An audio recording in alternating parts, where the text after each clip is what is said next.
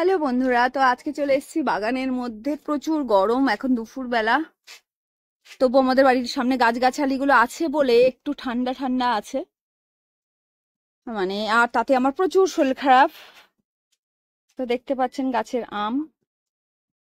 আমি আজকে কোনো রেসিপি করতে পারিনি, এত শরীর খারাপ, ভাবলাম আপনাদের জন্য আমাদের গাছের আম দেখাই। আম পেড়ে আপনাদের দেখাবো, কেটে, যে আমাদের গাছের আম পেকেছে কিনা। এটা পেরে আপনাদের দেখাবো, দেখছি কোনটা পারে।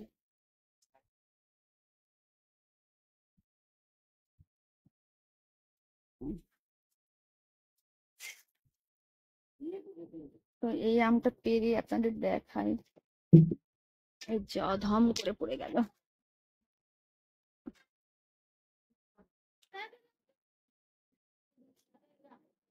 তো একটা আম পেরে নিয়েছি গাছ থেকে। তা আমটা কেটে দেখি, চলুন। আমাদের এই যে আটির গাছের আম, প্রচুর আম হয়েছিল, কিন্তু 10টা কি 12টা আম হয়েছে, সব আম পড়ে। আমটা কেটে দেখাই। তো বন্ধুরা, গাছ থেকে আমটা পেরে আনার পরে ধুয়ে নিয়েছি ভালো করে। ধুয়ে নেওয়ার পরে একটা আম ছেলা দিয়ে ভালো করে গাটা ছিলে নেব।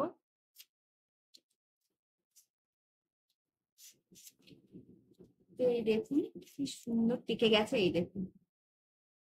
একদম পুরো পেকে থ্যাপথেরে হয়ে যায় না, পেকে ওটা হয়নি।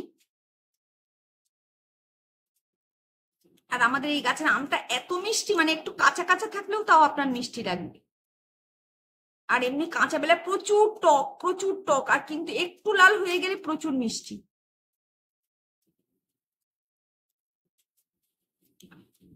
আমাদের এই গাছটা আমি প্রথমে যখন আটি দিয়ে গাছটা বড় হয়েছিল, তখন আমি কেটে দিয়েছিলাম। তারপরে আবার সাইড দিয়ে দেখি বার হয়েছে, তারপরে ভাবলাম আর কেটে লাভ নেই, রেখে দিই। সেই জন্য রেখে দিয়েছিলাম, আর কাটিনি। এবার চারিদিক দিয়ে যে ফড়কি গুলো বার হয় না, সেই ফড়কি গুলো বার হয়ে যে আমটা হয়েছে, সেই আমটা প্রচুর মিষ্টি এবং খেতে খুব সুন্দর।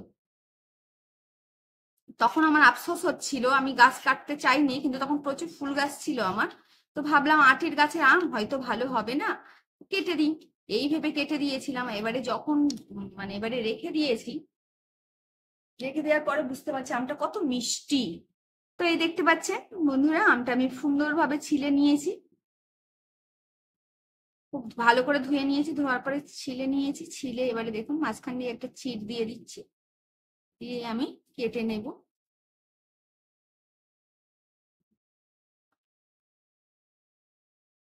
এই দেখুন পড়ে গেছে। আমের কালারটা দেখুন কত সুন্দর এসছে, দেখুন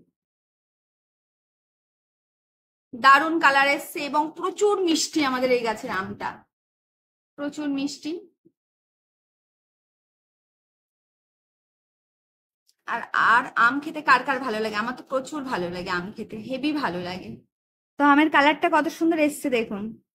মনে হচ্ছিল না একদম কাঁচা আম, কাঁচা আম মনে হচ্ছিল, কিন্তু কাটার পরে দেখতে পাচ্ছেন পেকে গেছে। আর গাছ থেকে আম পেড়ে খেতে যে কি টেস্টি। আমাদের গ্রামে বাড়ি ছিল, আছে গ্রামের বাড়ি। তো গ্রামের বাড়ি, আমার মায়ের বাড়িতে আমার প্রচুর আম গাছ। আমার ছোটবেলা থেকে আমি আম, জাম, কাঁঠাল, লিচু সব দেখে খেয়ে বড় হয়েছি।